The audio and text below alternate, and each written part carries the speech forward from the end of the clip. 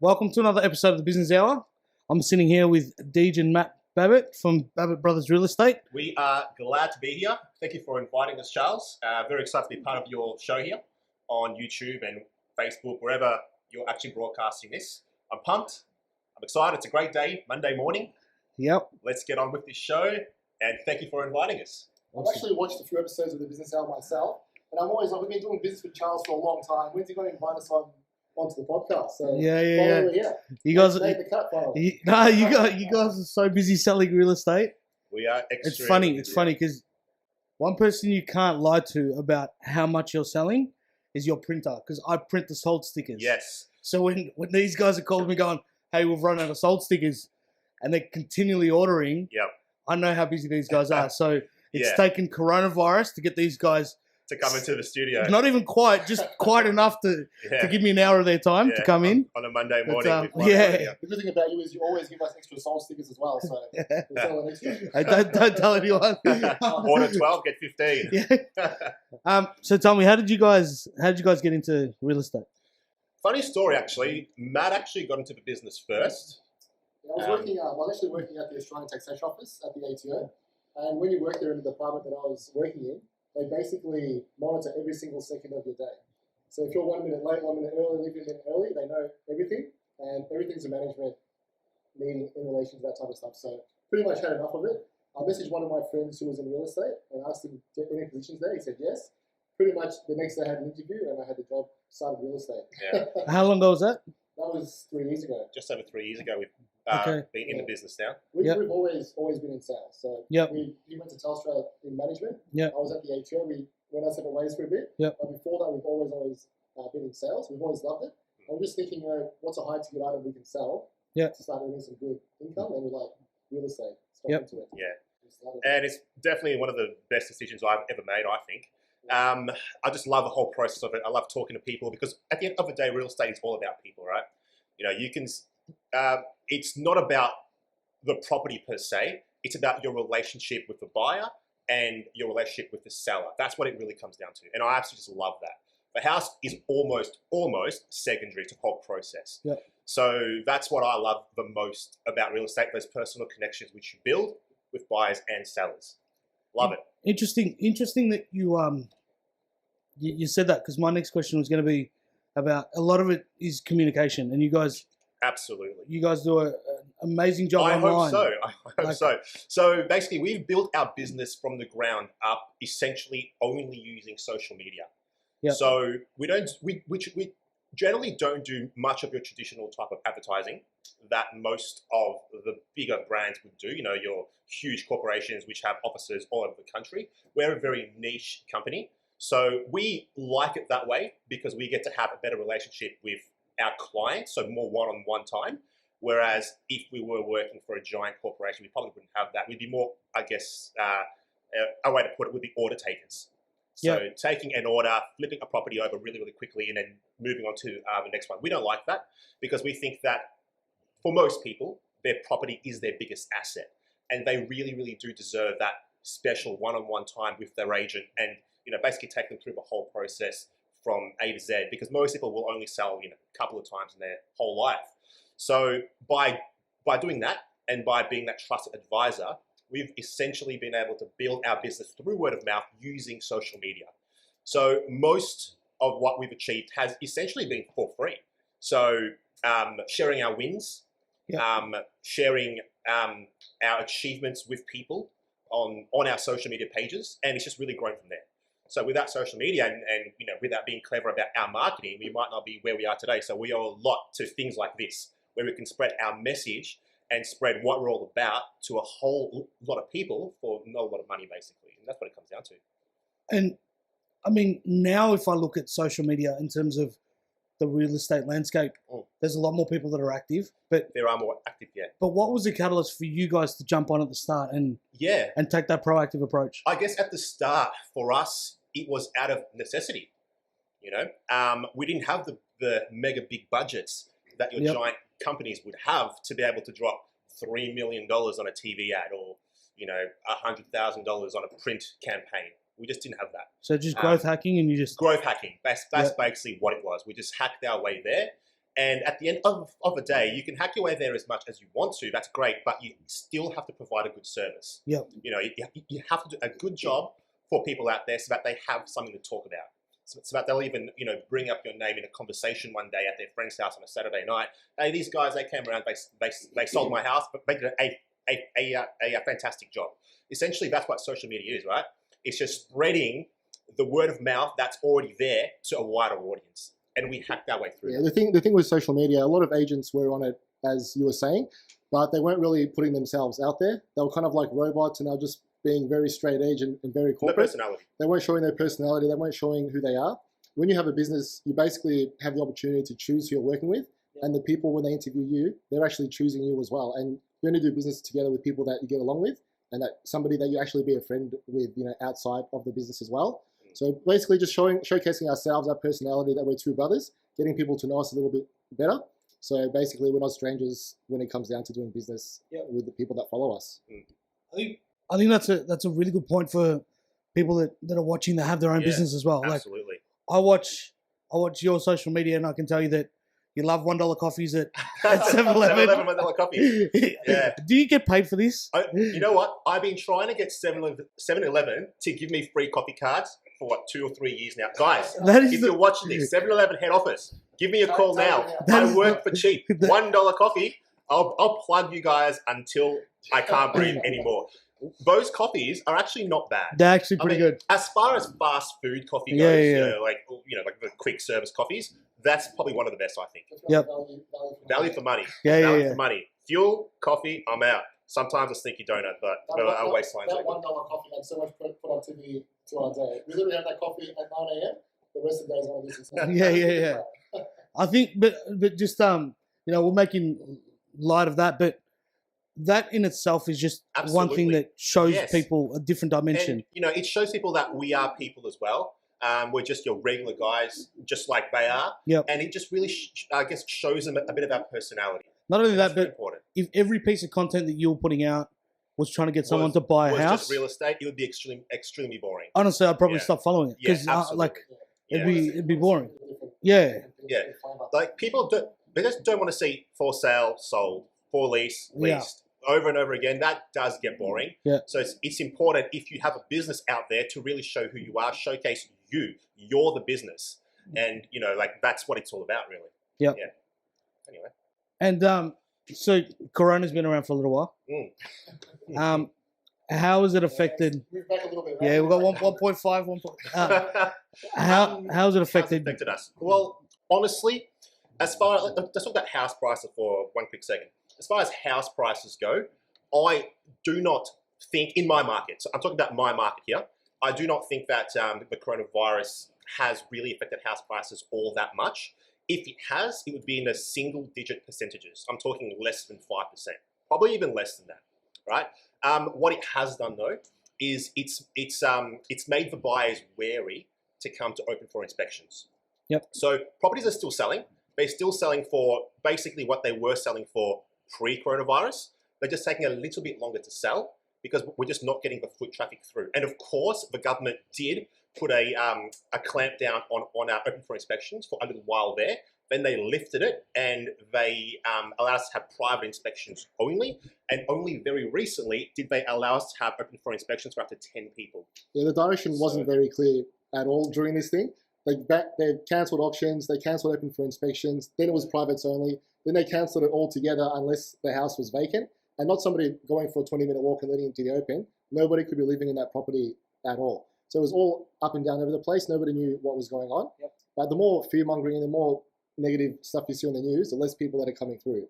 So basically, houses are still selling. We're still getting them sold for good prices. Yep. It's just that we have to put in the legwork and do private inspections to get everybody in there. So, during that time when the opens were all over the place and we weren't allowed to do them again, I was doing 9 open for inspections per day. Yeah. Like 9 per day, 10 minutes privates. each. Privates, yeah. 9 privates. So anytime somebody would come, I'd literally accommodate them and bring them all through. If they couldn't make it to another time, I'd accommodate them and find a time. But that's the difference. Yeah. However, now that we're starting to come out of the whole coronavirus thing, it's really opening up again. The numbers at the open for inspections are going up because I guess everyone's really seen that, the media really fear-mongered quite a lot they were saying, 100,000 people were going to die this year. I saw I can't remember which paper it was, but I saw that in one of the papers. So that didn't end up materializing. So now people are saying, okay, look, it's not as bad as what they made it out to be. Of course, the media's got to sell papers, they've got to sell airtime. They have to sensationalize things. But now that it's all coming back down to earth, it's really starting to open up again. And I think that we're going to be seeing some solid growth towards the end of this year. All the way through. So you think prices will rebound back as opposed to... Oh, yeah, look, they definitely will. I mean, they never really went down that much, if at all. But I definitely feel like the market is going to keep growing for sure. So you don't have a economic... Oh, look, I would... Doom and gloom with a recession? It's definitely not doom and gloom. That's just a huge media beat up. Long term, what's going to happen? Nobody knows because no one has a crystal ball. If I could predict long term what was going to happen to the property market, I'd be worth $50 million right now, of course. But that's not something that I can predict. I don't think anyone can. Pretty much, we had the Royal Commission. The market went down. Prices, were getting quite low at a point in time. 6 months after that, prices already recovered, and then the coronavirus came into play. Right now, I think we're just going sideways rather than anything. And one of the reasons is, the economy is not doing so well, but interest rates are still low. So that's still managing to keep the prices at a kind of balanced off kind of period. But we will see what happens. But whenever someone asks me this question, if I'm at an appraisal or something like that, and I'm sitting down in front of one of my clients, and they say, should I sell now? Will the price drop? Or, should I sell now? Or, will the price go up? Whatever it is, I always tell them it doesn't matter. The market can go up, down, sideways, zigzag. For you, it doesn't matter.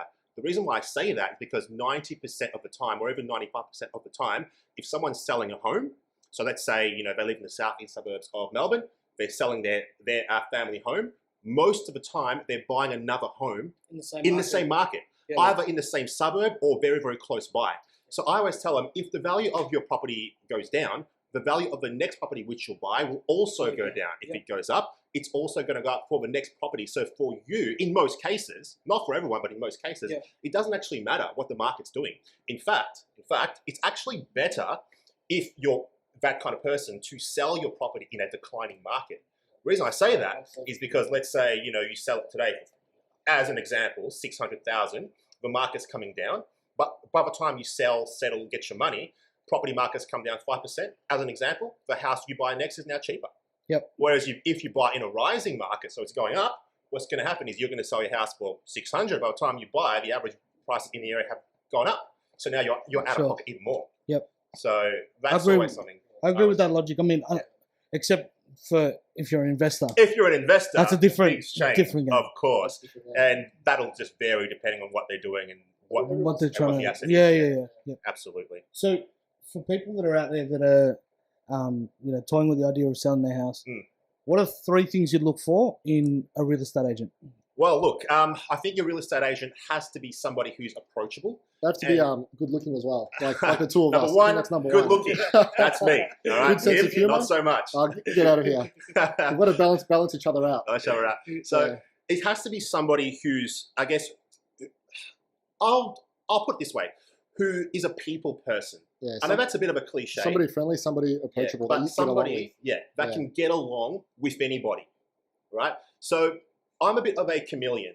So I can get along with an investor. He comes in or she comes in and they're all about the numbers.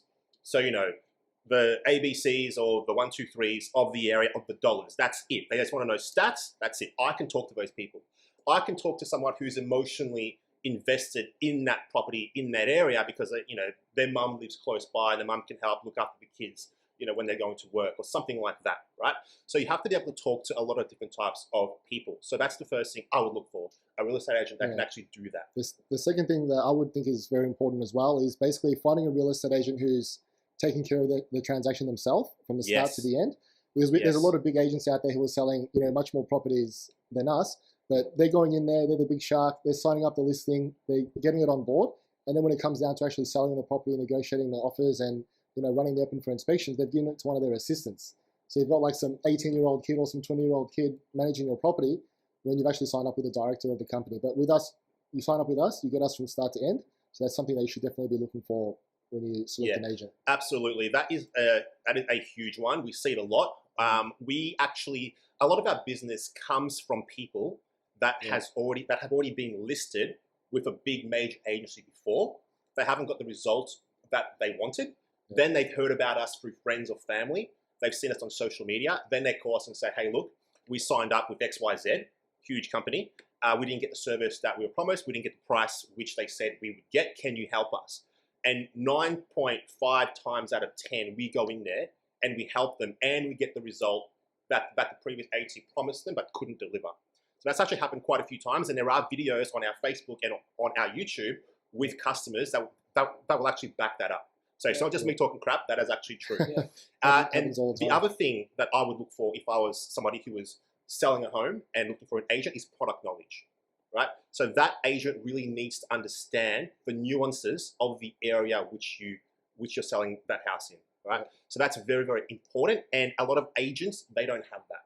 Right, so we really go above and beyond with researching, everything about a property and an area before we take it on. How far is the school? Where's the bus stop? How far is the closest shopping centre? Is there anything that they need to be aware of if they purchase in this suburb? Are there units going up next door? Right? Is it noisy at night time? Right? How far is the closest park? Are there bike paths to ride on? Is there a playground for your kids? All those small little details which you might not think of initially, but if I'm sitting in front of a potential buyer and I'm reeling off all these facts and benefits and things like that about this property and the area, it really helps to sell that property. Yeah, on top of product knowledge as well, this kind of is an offshoot of that. You have to be very honest with the people, and the people have to understand and feel that you're honest with them as well. If you're talking to somebody about price of their property, you have to be able to show them why you're giving them that price. You have to be able to show them comparable sales and what you've done with previous properties that are similar to theirs in that area, so they can understand, the price. Because a lot of agents are going out there, they're basically, throwing out a random figure, or they're just taking the price the owner wants. If the owner says, I want $800,000, they'll say, yes, I'll get it done for you. Even though they know they can't get that, they can get 750 or 700. They'll lie just to get the business, and then they'll try and bring the owner down. So the owner themselves is to be able to feel the trust in the agent and to see that they're genuine, and to basically make them explain the process and show them the comparables. Don't just take their word for it. Actually find out how they're getting those figures and ask a bit more questions. So to summarize, the 3 things you're going to look for: someone's got to be approachable. Someone that's not going to handball you off to their assistant. Absolutely, that's a huge one. And product knowledge. And that is huge. ties into what you were saying, which is going to lead to my next question as well. Is overquoting still a massive problem in the industry? It's a huge problem. I think it's one of the biggest problems in the industry, and a lot of agents do that. And I'll actually tell you a bit of a story about what happened in one of these situations.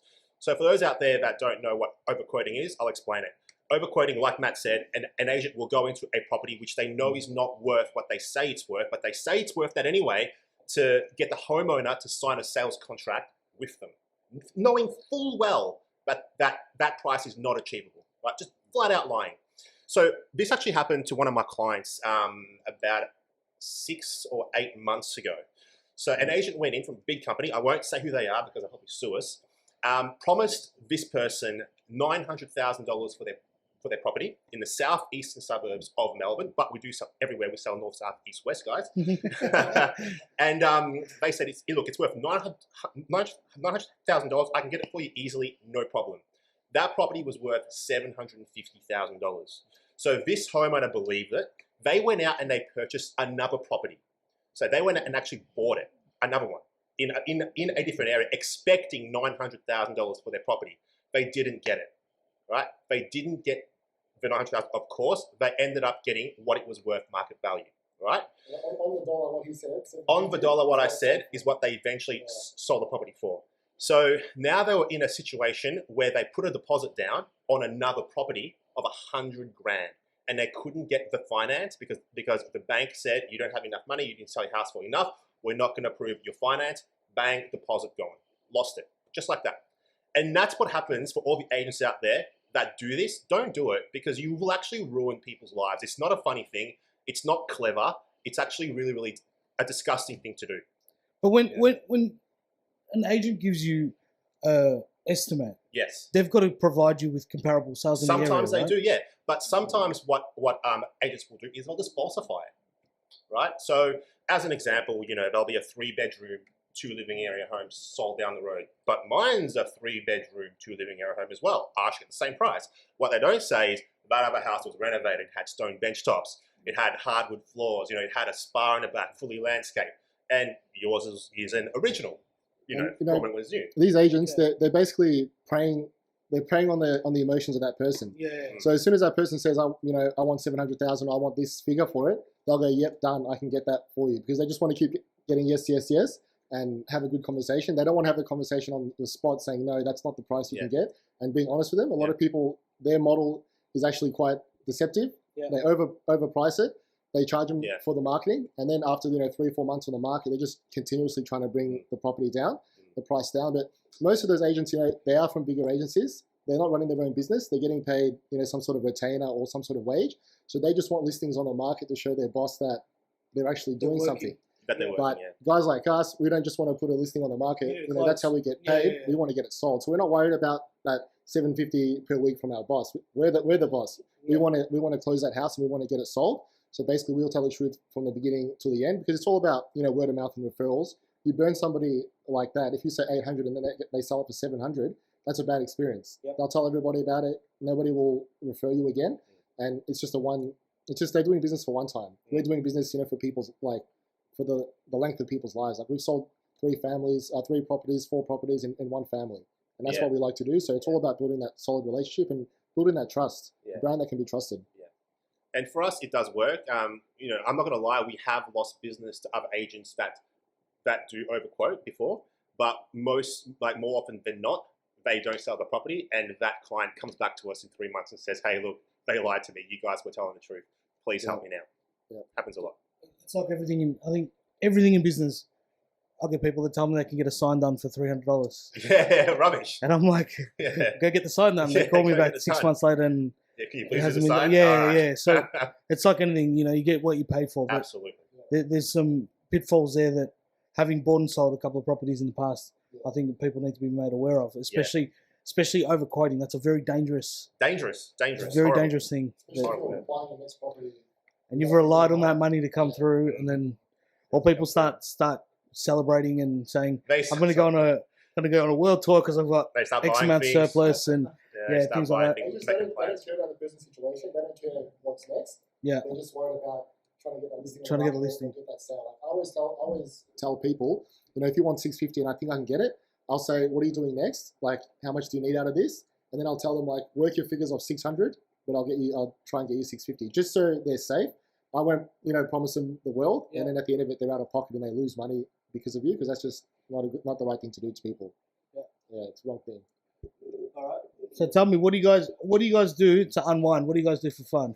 Wow. What do I like to do for fun? My thing is actually, you can't tell right now because I haven't been working out, but I love working out. Yeah. That's how I unwind. Usually I just go to the gym and smash the weights. 6 days a week. I try to, before COVID, of course. Yeah. That's my thing. And I love a cold beer at the pub in a beer garden.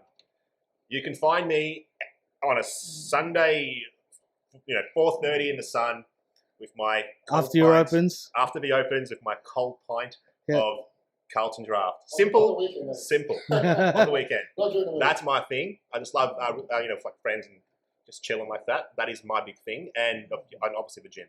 That's how actually, I actually just bought a PlayStation recently because of, things are a bit slow. I bought a PlayStation, so I've been getting into that as well. So I've been playing a bit of, I actually never played Call of Duty until about 2 weeks ago. Yep. Believe it or not. All of my friends played it, and I was like, what is this game? I'm sure everyone's played it, but I was like, what is this Call of Duty? This is like a crap game. And I bought it, and I was like, now I get it. Now I see why everyone's got their headsets on and yelling at 13-year-olds. It's a good game. I've got friends that finish work and they get home at 7 o'clock and they play till 12 o'clock at night, talking. It's a fun game. Yeah. It's a fun game. Crazy. That's probably like my thing. That you say? Yeah, definitely.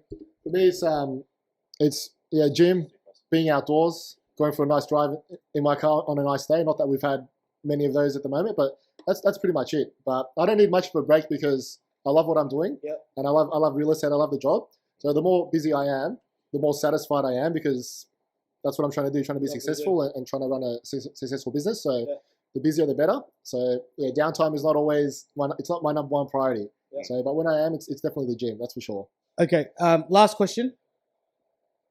Give me your 2 picks individually. Mm-hmm. So I am a first home buyer in the market. Yep. I'm looking to buy. Yep. And the second pick is for an investor. I'm looking to expand I've got one house already. I'm looking for an investment. Where should I buy? Where should you buy? Well, for me, I would say if I was an investor, I'd be looking anywhere where I can get a bit of land. If I could get it, of course, as close to the city as possible. But if you can't get it close to the city because it's not in your budget, then anywhere where there's transport, obviously. Say 650. 650. Do you want an actual suburb? Yeah. All right. Well, the southeastern corridor, so down the Monash Freeway, the southeastern freeway, is actually the fastest growing corridor in the state, I believe. So anywhere along that freeway, any other suburbs surrounding it is where I'd probably be looking at if I was a first home buyer. If I was an investor, probably around the same kind of area. But I'd just be looking for land. Because end of the day, houses go down in value. It's the land that goes up in value. So that's what I'd be looking for, the land. Yeah. I just find, I think that Cranbourne's overpopulated. That's my opinion. Whether it is or it isn't, but I try to get out there. There's a lot of land that's still available as well there. Maybe it's infrastructure. It's going to get even fuller. Yeah, look, as an investor, myself personally, I probably wouldn't be going towards any of those suburbs where there's a lot of land available. That's a bit too far. I think for me, number 1 and number 2, first home buyer and investor, it just falls into the same category. A good property is a good property. That's how I consider it. So anything in the inner suburbs is quite expensive. If you can afford that, you can. But I think anything in the outer suburbs that is a corner block, and that is a block over 600 squares, I think for the potential you're looking for the money because it's a first home, and then you never know. One day a builder could knock on your door and say, "Hey, I want to buy this block for 100 grand more," or maybe one day in the future you can do it yourself. Yeah. So the corner block, preferably with a house all the way to one side or the other. So that's what you're looking for, but they're few and far between. But definitely try to look for those if you can. Yeah, but you are right about the areas like Cranbourne. For me, if I was investing, just for me, I'm not talking about anyone else out there, I would steer clear of your suburbs like that, the Cranbournes, your Clydes, those kinds of areas, just because there is just too much. There's an oversupply. There's just too much. There's too many people building Is it true that the developers are holding on to the value? Like they're controlling? They do control it, yes. Yeah. So they only release X amount of homes? They release things in stages, usually. Yeah. And, it's always more expensive than what they advertise it at. I mean, those blocks you see on the TV are the ones under the power lines. Those cheap ones. Yeah. The good blocks are obviously not that cheap. Yeah. But I'm sure because you know the area. Yeah.